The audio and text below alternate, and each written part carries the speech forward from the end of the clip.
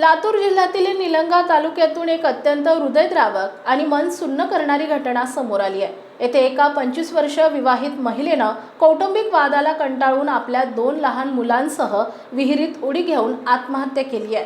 निकिता अमरदीप भुरे असं या दुर्दैवी महिलेचं नाव असून तिनं हा टोकाचा निर्णय घेण्यापूर्वी पतीसोबत झालेला वाद कारणीभूत ठरल्याचं प्राथमिक माहितीवरून समोर येत आहे। ही घटना खरोसा गावात घडली असून यामुळे संपूर्ण परिसरात शोककळा पसरली आहे। एका बाजूला सुखी संसाराची स्वप्ने पाहणाऱ्या कुटुंबाचा अशा प्रकारे करुण अंत झाल्यानं गावकरी हळहळ व्यक्त करतायत। मिळालेल्या माहितीनुसार 19 एप्रिल 2025 रोजी सायंकाळी 5 वाजल्यापासून निकिता आणि तिचे पती अमरदीप यांच्यात घरगुती कारणावरून वादाला सुरुवात झाली होती।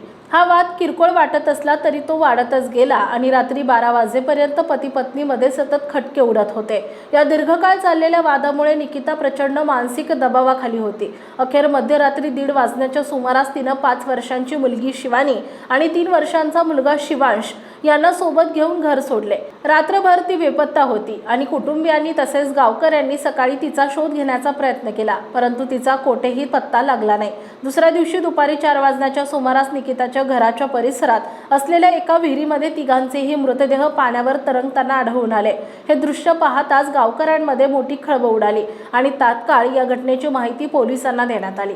माहिती मिळताच किल्लारी पोलिसांनी घटनास्थळी धाव घेतली आणि ग्रामस्थांच्या मदतीने तिन्ही मृतदेह विहिरीबाहेर काढले। पोलिसांनी पंचनामा करून मृतदेह उत्तरीय तपासणीसाठी शासकीय रुग्णालयात पाठवून दिलेत।